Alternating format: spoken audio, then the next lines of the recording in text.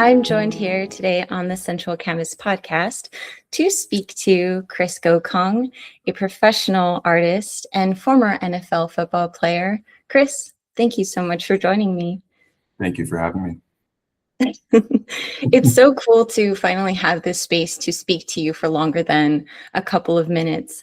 I feel like when we speak in person, there's always these very brief moments of just interaction, and then you're getting pulled in one direction because we're at like a gallery or an event. And so it's going to be really awesome and nourishing to have this conversation with you.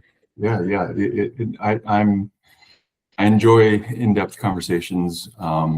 Shows are fun, but a lot of times it's not I'm not much of an extrovert, so it takes a lot of energy out of me. So this is more my wheelhouse.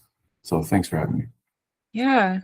I honestly, like many years ago, I thought that was more my like temperament as well. I felt like, oh yeah, I'm more introverted and extroverted with my family. But then I found actually I'm really extroverted. I really like to, be in firstly these conversations, but also in spaces where people can just vibe off of me too. And that could be big groups or small groups. So I'm feeling it out. But tell me about your art, because like it's just incredible to see like all the art that you've been producing.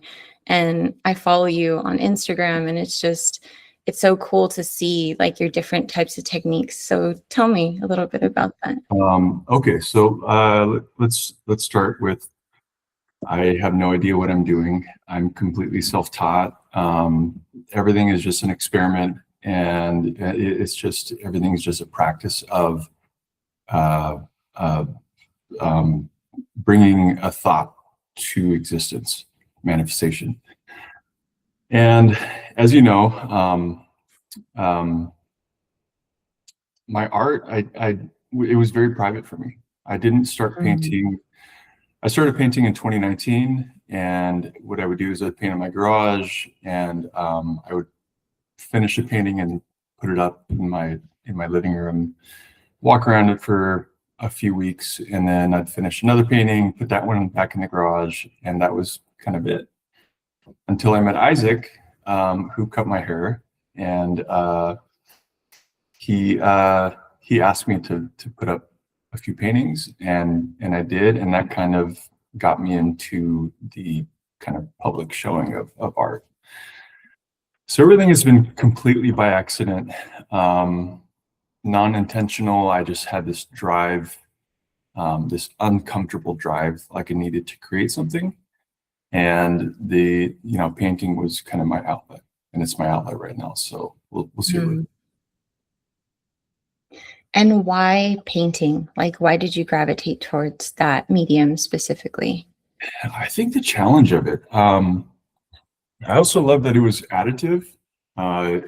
It's you can start with a general idea, and you know this, you're a painter, where you have this idea, and you'll just broadly just put down the gestures, and you can see it. Like as soon as I do that, I'm like, I know this is gonna be good, even though it's light years away from where it needs to be to finish. I can just see, just based off of the first 2 minutes, whether this is going to be a good painting or not. And I'll work on it, and then adding layers on top of layers. And as we were talking before we got started, a lot of times I'll scrap the entire project and I'll just paint over it, and it's refreshing. But painting to me, it was accessible, didn't require much, like it's not metalworking, it's not woodworking, it's not all these things. It's literally just some paintbrush and a canvas. So it's very accessible. So rewind back to the first time. When was the first time that you ever like actually like touched like paint to canvas? I'm sure I did when I was a kid. So when I was little, we grew up without a TV, and we would read and play in the dead. I grew up in Lancaster, California, so we would. Are you familiar with Lancaster, California? A lot of desert, especially in the 80s, a lot of desert, a lot of nothing to do. Mm. And we were, what do you call it, latchkey kids, my brother and I have a brother 2 years older than me. And we'd get home and nobody would be home until around dinner time, maybe after that. So we would kind of just do whatever. No TV, we'd read books, draw or whatever.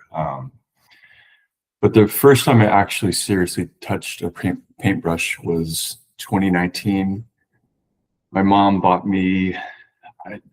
I was really post retirement from football. I know I'm kind of jumping around, but it'll make sense. Post retirement from football, I wasn't doing that well, so I was a little bit lost. I had a lot of energy that just wasn't being spent, and my mom, I think she kind of sensed that. So she bought for me a workshop with a painter. His name is Bob Burridge. He must be in his mid 80s right now. He's up in Rio Grande, and she said, this is a 3-day workshop. You need to bring a portfolio. And I said, Mom, I don't paint. And she's like, well, lucky for you, here's some canvas, here's some paintbrushes, here's some acrylic. And that's what got me started. So that was really the first time. It's 2019. Dang. Wow. I love how she kind of like threw you into the deep end. She's just like, here, son, you'll figure it out. She's weirdly intuitive. I think I also kind of inherited that from her, but I think somehow she just knew that was something that was going to be my future. But Wow. I don't know. That's incredible stuff, though. Like the fact that you just like were in such a low point, and then art was such a big thing to like pull you like through that darkness. So it's more in hindsight that you realize how uncomfortable you were or you are. And you deal with it in different ways. And for me, it was drinking or smoking or whatever it was, sitting on the couch just watching Netflix for hours, just basically wasting your life. And you really just don't realize until you kind of pop your head out and you're like, oh, what's this? And that, for me, that was painting. It would pop me out for a couple hours, and it felt good, right? And I was like, oh, hey, let's keep doing this. That's the beginning of my journey. I'm still, as I look back at my portfolio, there are pieces of my, God, it was really good, but I'm still not where I want to be, right? So there's this constant chase that I love. If I ever get there. That's fascinating. I think for me, the chase is less about like the result and more now about like the feeling I embody when I'm actually creating a piece. Yeah. Like this piece, it's recent and it's new. And the past couple pieces, like before it, I'm like, oh shit, like I hate how I'm feeling. Like, it's just, it's not working. The colors are all whack. Like, like I'm not feeling the extension of my expression, like that's within me coming out onto the canvas. Or maybe it is, and it's just freaking messy. And then when I like got to this piece, I'm like, oh, that's the feeling. That's the flow state, So yeah, I just find that so fascinating. But take me back to football. Like, how does one even like go into the NFL? Accidentally. Accidentally. I'll take you to like the fork in the road, right? So it was 2001. I graduated high school. So just around 2000, late 2000, I had to make the decision of where I'm going to go to college. And like it was just my mom, and she had just married my stepdad Bruce, and they made money, but not a lot of money. And so it was really kind of up to me to kind of make my own way in college. And I didn't want to put more stress on them as far as finances. So my decision was, a lot of it was like, how am I going to pay for this? Right? Like, what do I want to do? Where do I want to go? And how am I going to pay for it? So Cal Poly, a few places accepted me, or they wanted me to go there, but Cal Poly offered me a scholarship, and I wanted to do engineering. So that was the big decision, was like, I really don't want to play football, but I do want to get free schooling, and I want to be an engineer. So that was the fork in the road that led me to play football later on at Cal Poly. I happen to be good, and I happen to have just like this insane drive to, I'm not competitive, I'm competitive with myself, sort of thing. So I did well, and I got a few looks from scouts. I won a few awards, and that led me to the 2006 draft. I was picked number 71 in round number 3, went to Philadelphia Eagles. And I didn't know what I was getting into. And being naive sometimes is a big advantage. Like there were so many times I just didn't know how out of my realm I was. I don't know. It was fun, and I equate it to being like a race car, where every Sunday you got to race, and if you don't race, you're not going to have a job. So that was like the way that I formed, was like, no matter what, I need to perform on Sunday. So, dang, yeah, that's brutal.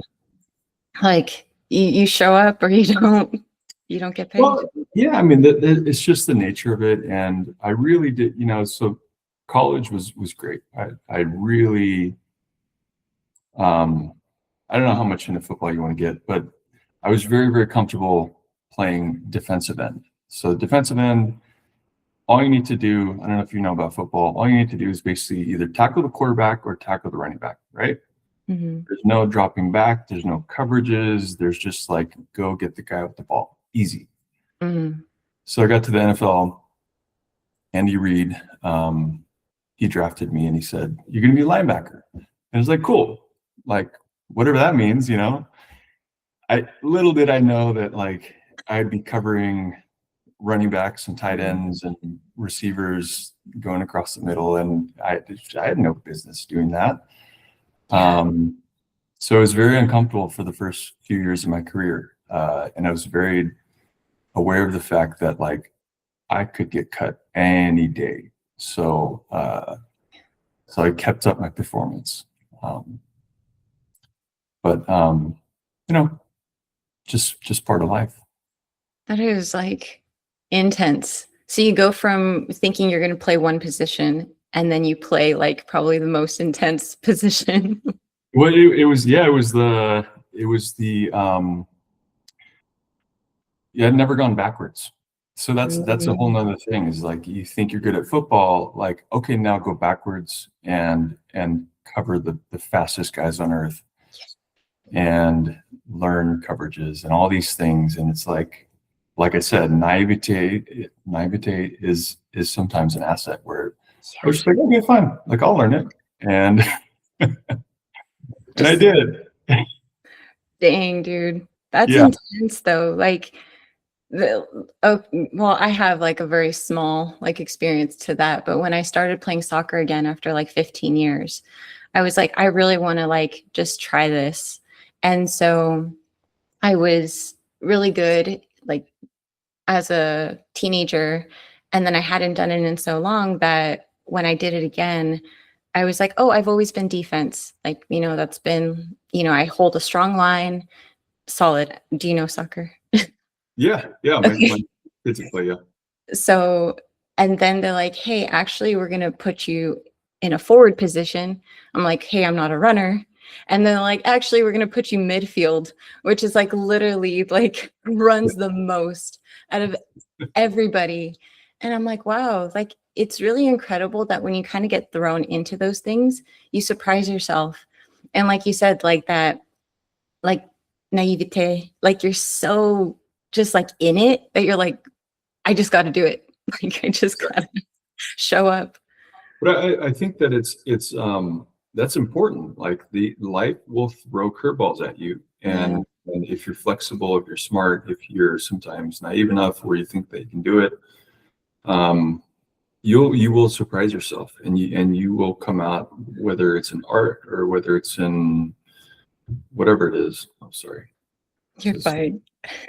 is Hugo. He's just a little Hey, boy. Kat. Sometimes you'll surprise yourself, and that is the beauty of life, and that's kind of how I approach life. Is like it's one big art piece, right? And so I don't want to live in a way that's boring. I don't want to have some bland, when I look back, when I have my life review, if I'm lucky enough to have that, I don't want some bland life that's like an accountant that counts beans for 45 years and then dies.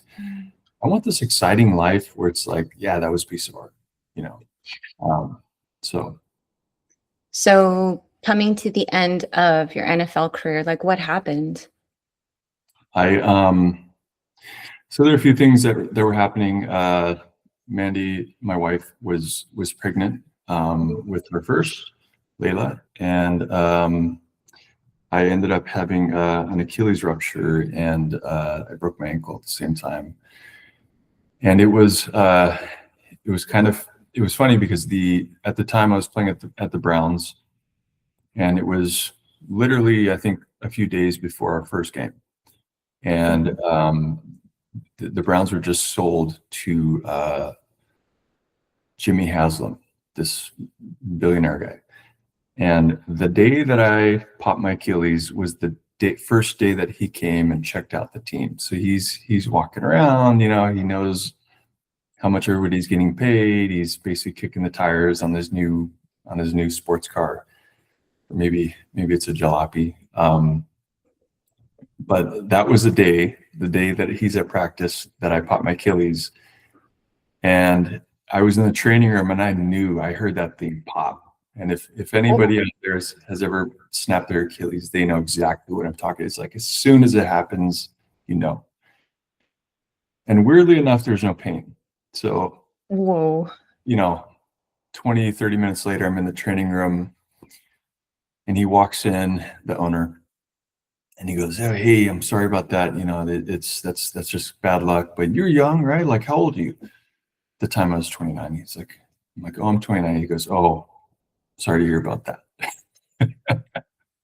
Wow. Because 29 as a linebacker, 29 is old, Right. especially with an Achilles injury. That's the business. So as soon as that happened, I felt relief. Because I mentally was done about a year before that. I was a very physical player, fullbacks and guards and all the big guys, and I was kind of like the sledgehammer, and right around my 6th year, the hits started feeling weird. I started seeing stars every time I'd hit somebody, and I didn't know these are micro concussions. And Oh my gosh. and so the right around that time, I'm like, you know what, like I don't know if I want to keep playing, but I'm making so much money, it's hard to just like say, oh, I'm done. So that was, I think my Achilles was like the universe's way of saying, like, if you're not going to give up, if you're not going to stop, I'll stop for you, and it was kind of like part 1, part 2 sort of thing for me. So Wow. It's like a blessing in disguise. I think it's just it wasn't in disguise. you're like straight out like in the face. Yeah. It's really like incredible that you see it that way though, because for many people, they're looking at the money and they're like this, like I can push myself that much further. But yeah. So that is the thing with football is the I actually give a TEDx talk at the high school here, and just last year, and the percentage of CTE numbers, they're insane.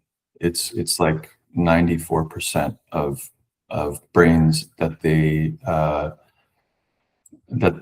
think it was Boston University, they did autopsies on 400 something brains, and 94% had CTE out of NFL players.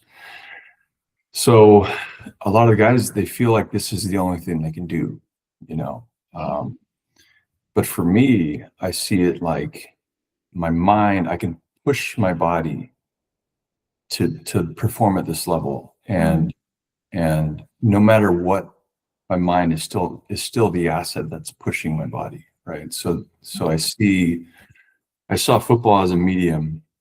I never defined myself as a football player. I actually don't define myself as an artist either. So it's like, art is my medium. I'm not quite an artist. You know, this is just, it's coming through me, and I'm enjoying the flow. And when I'm not painting, I'm not an artist. You know what I mean? I don't know if that makes sense. It's a little bit contradictory to like my beliefs, because I believe that we're all born like creative. And so from that, I believe that we are all artists of our own lives. And so even if it's not through, paint as our medium, like we're still having conversations, taking the world through our senses and then putting out something in return, and so I think that through that way, I call everybody like an artist. I mean, not everyone is necessarily like a practicing painter necessarily, but I believe that all people are creative in that way. I completely agree with that. Yeah. No, and that goes back to, I think life itself is like the ultimate piece of art. Yeah. Right? And it depends on what you can paint with mostly black, which there are a lot of people doing that, and you can paint with mostly light colors, and I mean that metaphorically. But it's, sorry, I'm losing my train of thought. I think that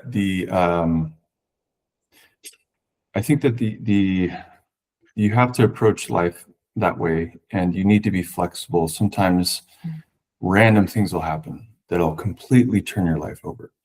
Yeah. And if you're so defined by what it is that you do, sometimes you're not going to be able to do that thing.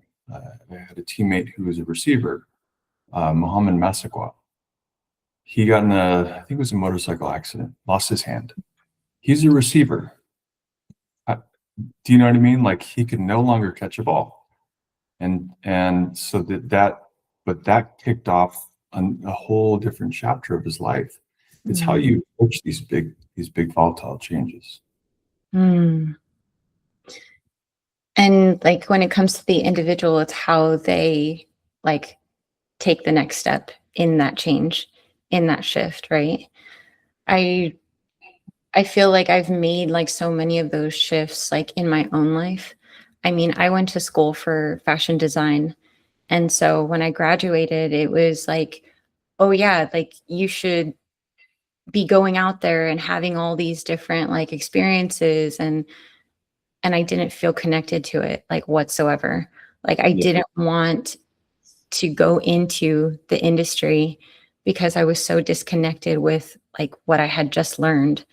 And I'm like, this is not it. And so it took me some years to finally come back to art. But when I did, it was almost like, oh yeah, this is the feeling. Like this is the flow. This is the energy that I want to bring to my life on a regular basis. And I think for some people, what I've observed is that it's scary for people to start something new. And I think it brings me into the topic of like creativity. So like this like whole like topic around creativity, do you believe that like someone, like just anyone, can go into like art? Yeah, I think so. Here's what honestly, I think there are people who are very, very good at just concentrating. You know, there are people who can do realism just so well, and it just takes hours and hours and hours and hours. There are people who are naturally creative. It's as if there's this creative field out there that they can tune into. You know, they have that frequency, and it just comes to them. You know, when I think of somebody like, there's probably a better person I can name, but Kanye West, I feel like Oh, he knows that. You know, I mean, like, someone else. he's very volatile and all these other things, but if you listen to his music, it's like, wow, like some of his albums are like, geez, like it's like he pulled it out of thin air. And they will say that, which is like, they're just they're channeling. So I think it's kind of a blend of the two. It makes a great artist. But I think anyone could channel their creativity and make great art. So I agree with you. Yeah. So I have this question I like to ask, and it's on the topic of sensuality. So I'm curious, what does sensuality mean to you? Sensuality, first word, connection. Hmm. Yeah, I mean, it's, I would say just very, very strong, deep connection. And it past that, I don't know. What do you think it means? You tell me. What's the answer? No, that's not how this works. Okay, you're not gonna let me off that easy. I think it's not only connection with another, but I think it's connection with yourself, and I think it's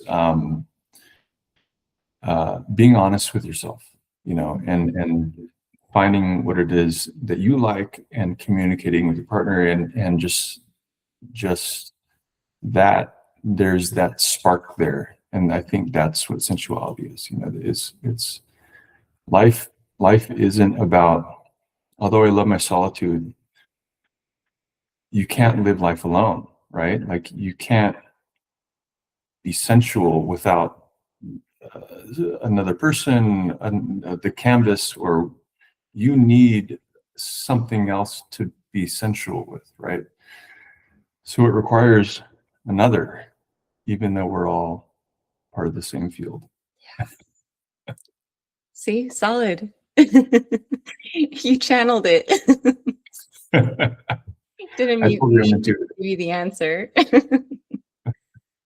I I think that what I have come to find is that some people associate sensuality with sex, and some people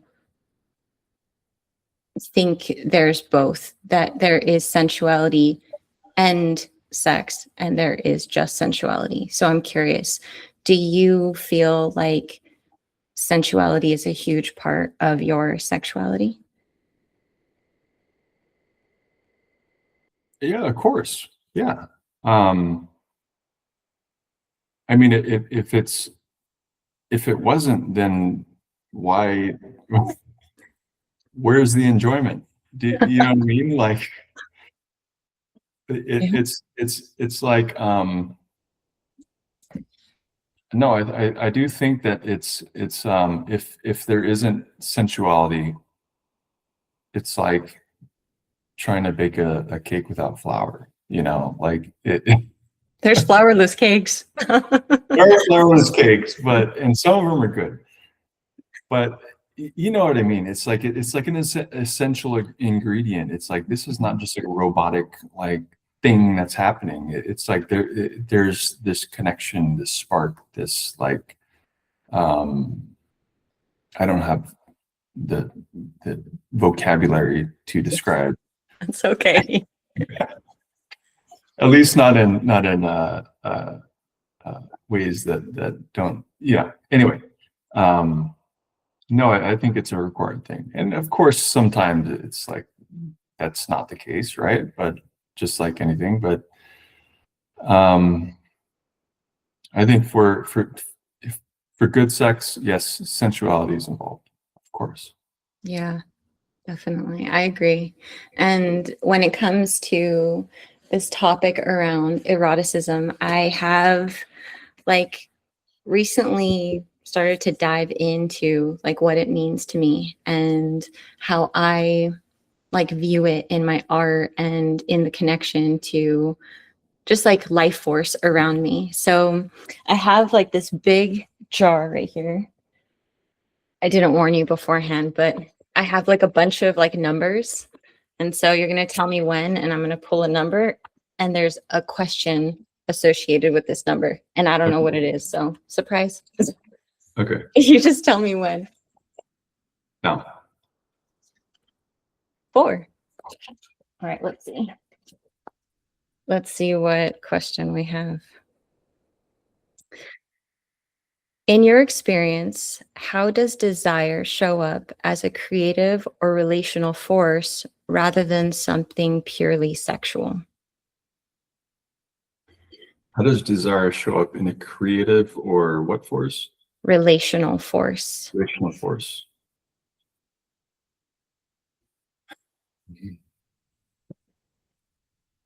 There's a lot of ways to answer that question. I mean, the first thing that comes to me is the idea of negative space. Mm. And sometimes there is like you spend time away from the studio. You know, sometimes I'll go through a month where I don't want to paint, you know, and or longer than that. I just went through like a 6-7 week stint where I just did not paint. But there was this like desire, right? And I was like, you know, and you can say the same thing with like in a relationship, like person every single day, you're brushing your teeth, you're going to the bathroom, you're snoring, you're doing all this stuff, and it becomes mundane, right? But sometimes like time away. So if you were to go on a business trip or something and you come back, so there's that like that absence of, there's that negative space, right? And that almost creates, that's like, it's like the other side of the magnet. The North Pole wants the South Pole, and like the further you, even though this is not scientifically right, the further you pull it away, the more it wants to kind of come together. And that is maybe not the best way to answer that question, but that's like the first thing that comes to my intuitive sense is that the negative space, you know,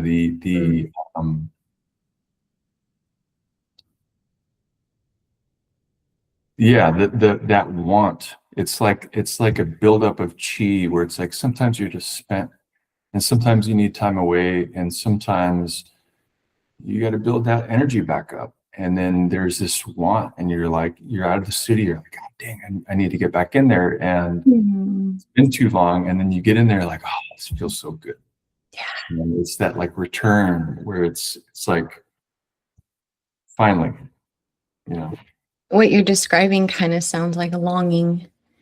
It's like the longing to come back to that familiarity. Yeah. Like I can relate so much to that, but for me, it almost feels like I have to have like this tension. Like it's almost like this build of tension, and then it just, okay, this is what I wanted to express and feel.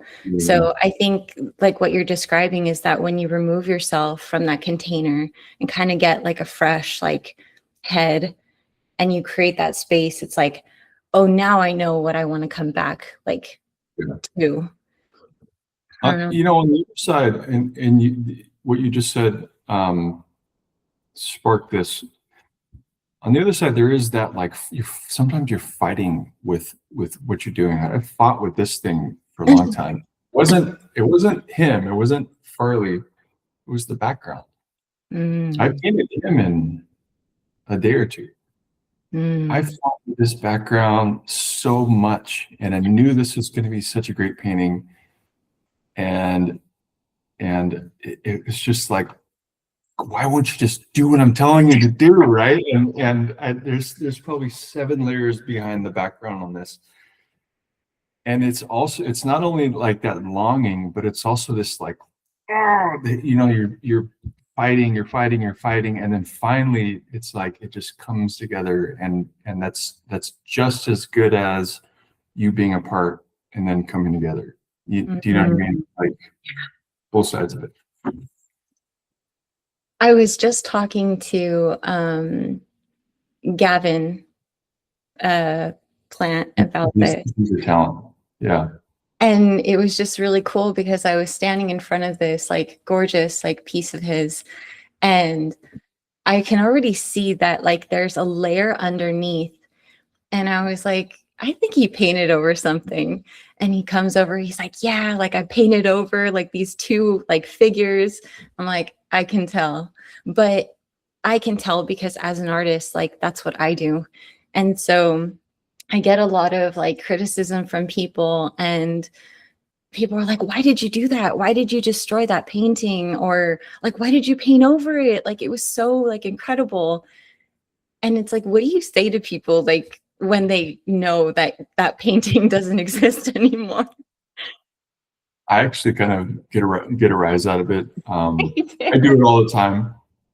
I do it all the time, Same. and it's mostly Mandy, my wife. She's like, wait, what happened to that? I can't remember the last one I did. She's like, you painted over that, and I'm like, why am I supposed to?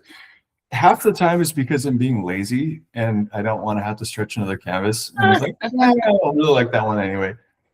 The other half is just like, I just can't get it. Sometimes you just can't get it, right? Sometimes, and I don't want it to be a part of my portfolio. And I'm like, oh, I'm going to paint over it, and maybe another time, maybe in a year, I'll come back to it. I'll repaint it, and um, but that's the freedom of being an artist, is you can do that, right? And it's not that serious. There are these people, I see these, art critics and people with fancy suits and stuff, and they take it so seriously. It's Yeah. like it's not that serious. And half the time, the artists that are in Sotheby's and Christie's and in these big auctions, they're making fun of the fact that these super rich people are buying this art for ridiculous amounts of money. Look at Banksy, the shredder painting. That was, you know what I'm talking about? I think so. Yeah. So it was genius, and I'm more explaining for the audience, but yeah, I think it was a painting of a girl with a balloon, and it came to the auction framed, and built in was a shredder. And I guess there was somebody with a remote control. As soon as the gavel, as soon as it was the auction was closed, the painting started shredding itself, and it got jammed halfway through, which it tripled the price or whatever it is now. But like, that is true art, where it's past just the painting. It's kind of like macro level, like it's commentary on the entire industry. Jeez, man. Like, way to like show it. Like, like as an artist, you have so much power in that, right? And it's like the artist did that on purpose, right? From what I can recall. Yeah, no, the artist did it. Yeah, and I Yeah. don't know if Banksy might be a team of people, and there are tons of theories about it, but to me, it's just like, I see this person or team as like very self-aware and aware of how they their art affects the art world. I feel like it's a balance as an emerging artist, or an artist who has made it. Um, there's a balance between protecting your bubble of creativity. So in your studio, that's your zone of freedom where you can try anything you want, right? And you can do whatever you want, and it doesn't matter. You're not painting for anybody, you're painting for yourself. You're painting to get into that flow state. And then there's past that, which is like the showings, the galleries, the critics, and so as an emerging artist, you're trying to find that, like, okay, what's going to sell, and how can I make my prices higher? And as an artist who's made it, you're trying to basically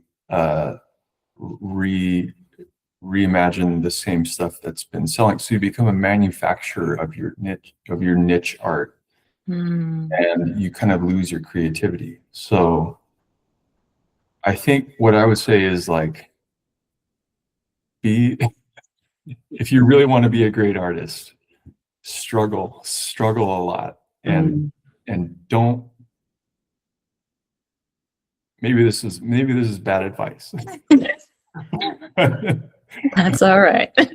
But I would say don't aim for like these giant auctions. Don't aim for these prices, because like the true creative, it's like the bands who've been around for 20 years, their first 3-4 albums were the best. Do you know what I mean? Before they got too big. So that's just my approach. So you're saying that your best work has already passed? No, I'm saying that I'm saying, so for me, I'm only focused on the exploration, the first spark, right? The being in your protected little temple in your studio, and what comes out of there is, if you look at my work, I have series that are all over the place. There are people who paint in series, and they all kind of look the same. I'll be working on a piece that's made of bullets. I'll be working on an abstract, a portrait like this, and like a pixelated series, or just all kinds of things, because I feel like I can't just get stuck doing the same thing 10 times in a row. I need to have different flavors, spicy food and crispy food and raw food. You know what I mean? I love how you describe like that as like, sensory, Totally, textures and like tastes. This whole like thing about subject matter, I noticed that for you have, like, I love the fact that you have like your abstract work, and then you have your like a lot of like famous like icons as well. Like, why specifically did you go into like that particular like subject matter? Good question. So the hardest part for me, just personally, is picking what I'm going to paint. I will spend months figuring out what I'm going to paint. That's why I do abstracts in between. Nice. But so picking celebrities or pop icons, you kind of skirt around these copyright, like, I don't want to step on somebody's feet where there's a picture of somebody and it's like the photographer's IP. And so that's one of those things where it's like, well, if you do pop art and it's a known picture, and so there are multiple reasons why. And I think for me, I pick people who like, I mostly like to capture emotion when I do a portrait. And like for this Farley right here, if you look just at this subject, he's got the crown on, and he's got the cigarette. He's in a wife beater. I think he's got like a little locket or something, and he's got a cigarette. Not such a realistic version of his face, but like the pain. Do you know what I mean? Like, a lot of the pictures that the subjects that I choose, it's like there's a lot of juxtaposition of feeling, where there's the king and the sad feeling, and he's in a wife beater, and he's Mm. smoking a cigarette, where it's that's what life is. And that's what I've noticed, um, kind of finding myself in a wealth bubble in Santa Barbara, is like, no matter where you are, because I've been on both sides of the wealth spectrum, it's like, no matter where you are, if you're living paycheck to paycheck, or if you live in a mansion or whatever, that life's problems, they don't stop. They just become different problems. You know what I mean? So it's that's what I enjoy, is like humanizing that no matter where you are, there's still life. There's emotion, there's stuff that sucks, stuff that's great, and everything in between.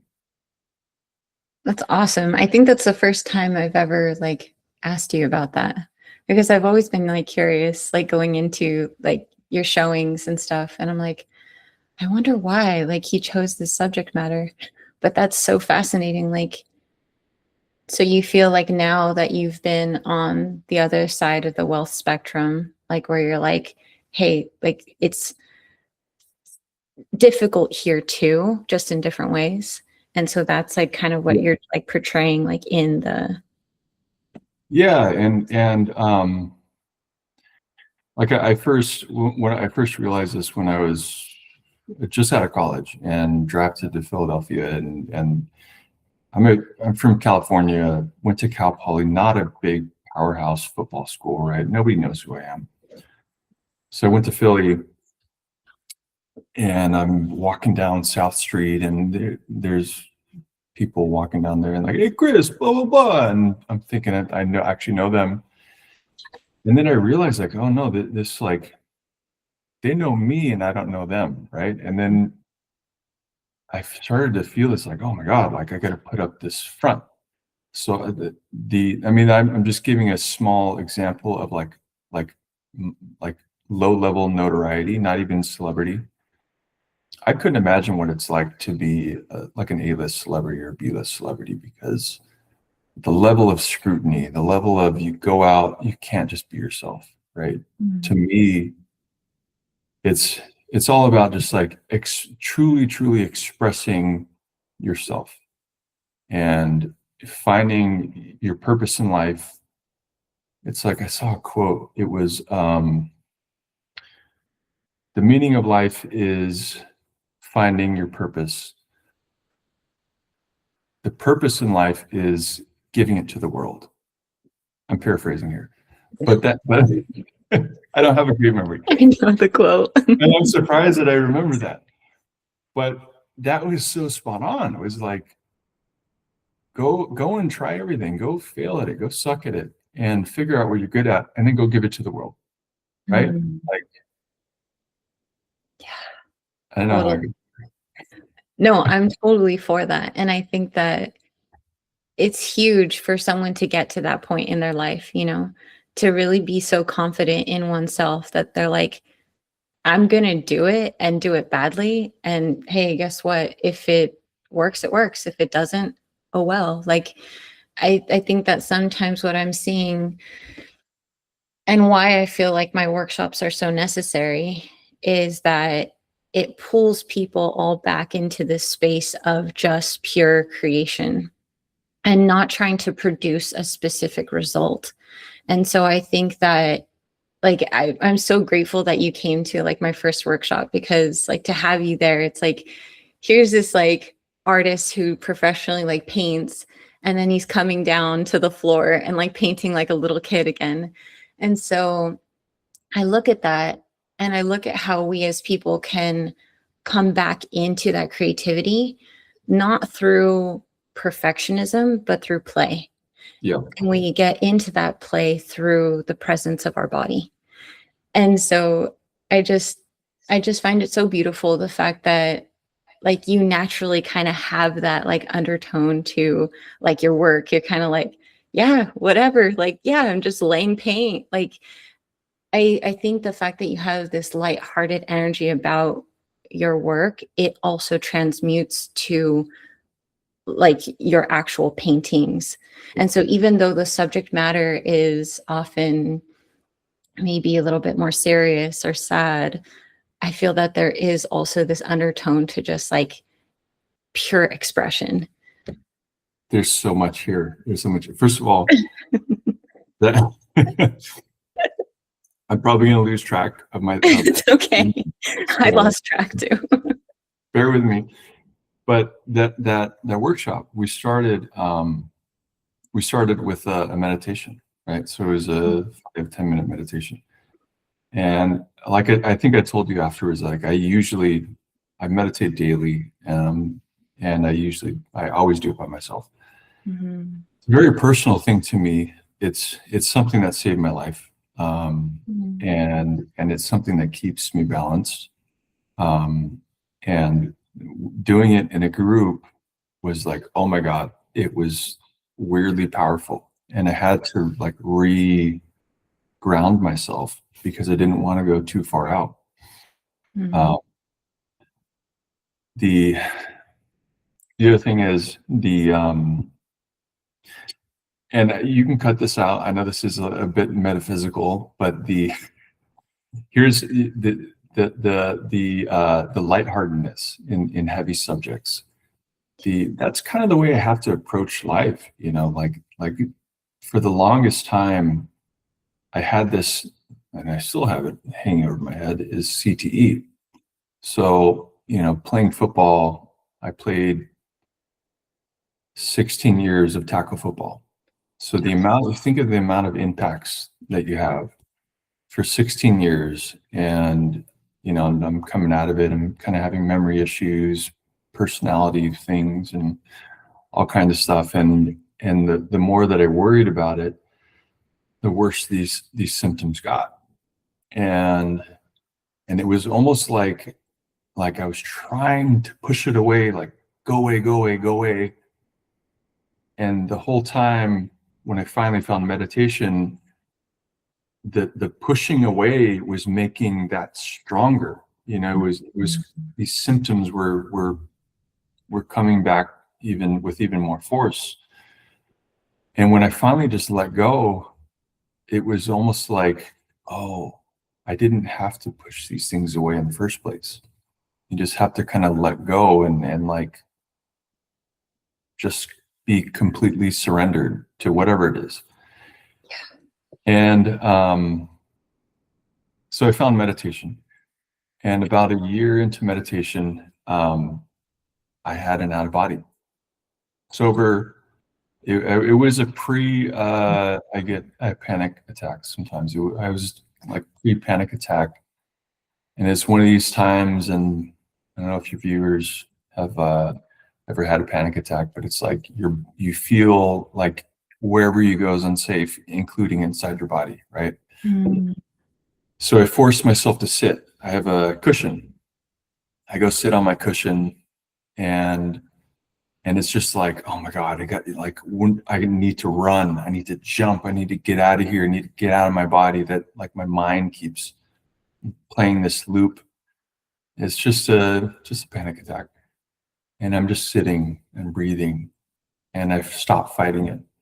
And I just continue to breathe. Mm-hmm. And I had this one thought. There wasn't like it wasn't as if all of a sudden I was like this body floating out, and like it wasn't like in the movies. Mm-hmm. It was a realization and a perspective shift. I was breathing in, listening to my breath, and at some point I had a thought, wow, like the same thing that I'm breathing in, these oxygen molecules and nitrogen, you know, all this stuff, carbon dioxide. I'm breathing it in, it's going into my lungs, but really there's no difference between like the atoms that make up my body, the atoms that make up the air, so the ground that I'm sitting on.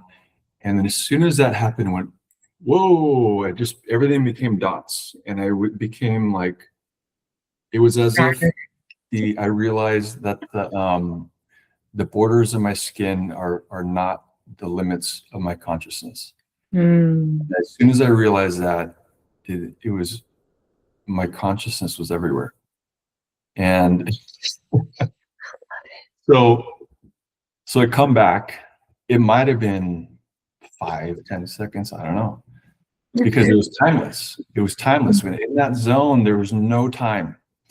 I come back and I'm like, I'm really crazy. Like, I'm really losing it, right? Like, oh shit. And so I started reading like Buddhist books. I started reading Hermetic wisdom and all kinds of stuff, just trying to see what the old masters said. Yeah. And what I realized was like, this was not an irregular thing that happened. Yeah. So my thought was, and here's the point I'm getting to, is that what we think is like so serious in life or existence, all this, it's really not that serious. So like the more that we can play, the more that we can kind of get out of this rat race 9 to 5 and kind of find yourself and be a kid again. Yeah. The more that you can do that and return to that, the better off mentally you'll be, and the better person you'll be. So long story, but yeah. I love it though. It reminds me, I've had like experiences like that in meditation. And, you know, growing up, like I was always curious about like Buddhism and like going far beyond like the religion of it and more into the spirituality aspect of it. And so I remember like the last time that I really experienced like a whole like becoming like matter, like actual just matter in the universe. I was in Spain last year and my coach is a Reiki master. And so we were on the beach and she was like hovering like her hands over like the group and me. And I literally started feeling like the heat from the sun was like almost so uncomfortable, but it got to a point where like I wasn't feeling like the discomfort. I was just kind of becoming like the heat source. Yeah. And then it was so weird because I then turned into like the sand, the ocean, like the sky. And then I just kept going. And I was like in space. And I was like, just all this, like, I don't know, just everything, like stardust. And I was like, oh shit, like, what the hell just happened to my brain? Yeah. No, it's terrifying sometimes. Oh no, I embraced it. How long do you think that you were in that state? I don't know. I mean, we couldn't have been on the beach for longer than an hour, but that portion of the meditation wasn't very long. Like maybe like 15 minutes, if that. But I think I got to a place where I was so far out. And as a kid, I would have panic attacks about like the universe and like its vastness. And so in that meditation, I just thought that it was so profound because I was out there and I started just creating my own worlds. And so I just started creating this whole nother universe, like in my just mind, which is just like, I started painting like with the stars and like, yeah, it sounds a little bit crazy when you say it out loud. To me, it doesn't. But I think like that's why like meditation is so important, because like everybody is going to have their own like unique experience of that feeling of just like beyond your body. You know, like it's one of those things where you can explain it to somebody, but they have to experience it themselves. Yeah. Right. And almost the same as painting and being in that flow state where they're like, oh, how'd you do that? That's so cool. I could never draw a circle, blah, blah, blah. It's right. like, go do. Right. Yeah. Why are you limiting yourself? Just go sit and meditate, go paint, I think that is life, is like, just go do. A lot of people just talk. Yeah. And I don't know, I'm more of a quiet, I know I'm very verbose today, but I'm just a quiet guy who likes to do stuff. Like, I'm not an artist, I'm not a football player. I'm like, I get interested in learning things and I do stuff. That's how I would kind of define myself. So Mm. It's a really beautiful way that you humble yourself, you know. There's people that can get in the ego of, hey, I'm a football player, hey, I am an artist, and those come with like certain like expectations, I guess, but it's almost like you're like relinquishing them from yourself and you're just a human being living my life, like doing my thing. yeah. Yeah, there was a portion of my TEDx where I talked about this a little bit, and the reason why I don't do that, well, I think I just naturally am that way, but I realized through years of therapy, the reason why I don't do that is because at some point you'll lose the ability to do whatever it is that you define yourself as. You define yourself as money, right? I know a lot of people that are their cars or their homes or Mm, their millions of dollars. They're so scared to lose it yeah. because they're identified with it, right? And it's the same thing with anything else, where it's like at any point you can lose the ability to do whatever it is that you define yourself as. So be water, my friend. That's Bruce Lee. I love it. I had the pleasure of watching your TEDx talk, and it was really cool to see you like, open up about, CT, right? And then, your experience, and it's really profound. Like, even though you don't maybe associate yourself with all these different identities, like naming them in that way, like I do think that people are going to take really great value off of all the people that you have been to become like this person that you are now. So, Thank you. Yeah, and I mean, I guess sometimes it is like sometimes it's good to look back and look at what you've done, and because I do forget. I forget that I played football and all these things, and sometimes I forget what I look like. Like, I go into the mirror and I'm like, oh, that sounds weird, but mostly after a meditation where anyway. yeah. Um, uh, but sometimes it is good to go back and look, and because I know players that would Brian Dawkins. I had a game locker next to my game locker, and he would watch highlight tapes, and so that is a strategy of like going and watching yourself or somebody else be successful and like channeling that, right? So I'm not saying that is the only way. All I'm saying is that for me, it's not being humble. It's more of just like my approach to anything. It's like Mm, I enjoy the beginner's mind. I enjoy that state of not knowing, and it's like, you're like, what am I looking at here? Like, okay, what are the rules? And you kind of figure out like the mediums. It could be math, or it could be painting, or it could be singing, or whatever it is, and you figure stuff out, and then you figure out your own limitations. And then eventually, like, you have like a little point where you goes, and it kind of makes sense, right? And you're like, that feels good. And that is the reason I love that kind of learning state. mm. In addition to, it's good for my brain. So It's good for your brain. So, before we wrap up, I would love to just ask, like, if you could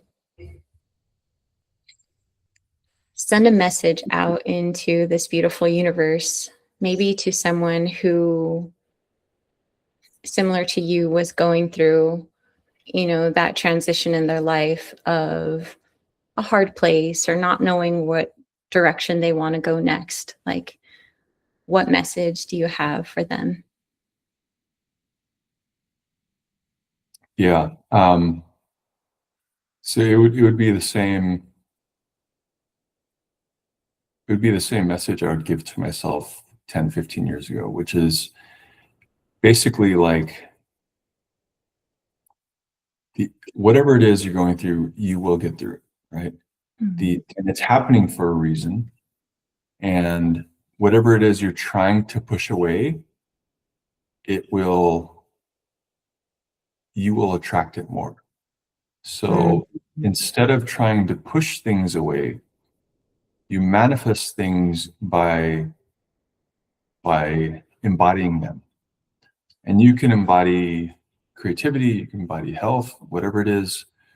I do this, you do it in meditation, or you do it in creatively during art, doing art, or even lifting weights. You embody the thing that you want to be, right? So the this is I'm not, you know what, this is not going the way that I thought it was going to go. Um, I love it. which You is really which do. is how life is. Yeah, It's like exactly. you don't. I think the message is believe in yourself, right? But also embody what you want to be. Don't try to push away the things you don't want to be, right? Yeah. So for me, a lot of times my question is like, where do I go from here? Mm. And that becomes so clear when I just sit down, be quiet, and I hear it like a bell in my head, like this. And I'm like, okay, how do I get there? And then next thing you know, I get like a text message from somebody like, hey, blah, blah, blah, blah. And it has to do with the thing that I was just came to me in a meditation. And that is how the universe works. It's just up to you to kind of listen to it and to be aware enough to hear it. So I love that. So be open, like be so open and clear that you can actually receive these like it's up to you to grab that to recognize and to grab hold of that opportunity. So these opportunities will present themselves, and you have to use your inner sense to say, like, is this where I should go? Should I go for this opportunity or not? Your gut tells you. A lot of times you go against your gut and you find out in the end, you're like, God dang it, I knew it. Like my gut told me not to do that. But a lot of times you'll have an opportunity and you're like, I just don't have time. I'm busy, blah, blah, blah. You'll come up with these excuses, even though your gut says it 5 times in your head, mm, and you don't go for it. So it's about the universe will present opportunities. It's up to you to kind of use your intuitive sense and then decide to go after it or not. mm. I love that. Chris, thank you so much for joining me and for opening up so big and so vulnerably to me. And I know that there are going to be so many people out there that resonate with your voice and your messages. And so thank you so much for sharing your work and your incredible light. And so I so appreciate you. Thank you so much. It's been a pleasure and so much fun talking to you. As I said, in-depth conversation is what I love. So thanks for letting me have this with you. Absolutely. This concludes another episode of the Sensual Canvas podcast. And I want to thank Chris Gocong again for joining me and opening up himself to this beautiful conversation. And to all my listeners out there, thank you so much for supporting me and for listening in and taking the time to really just feel into this subject matter. So, if you're interested in Chris's work, I'll be sure to put his information down below. And if you're interested in your own creative awakening, your own creative journey into self and presence, and you don't know where to begin, I have the perfect place for you. I am hosting a space where people can come as they are in their presence. It's an online container where people can just basically show up as themselves and not try to perform or be something that they're not. You can come into this space and not know a lick of painting or drawing. This space is really meant to open people up creatively and just have fun again. And going back to that childlike play and just experimenting and having a good time together. So if you're interested, I'll be sure to add that information down below, and I wish you all well.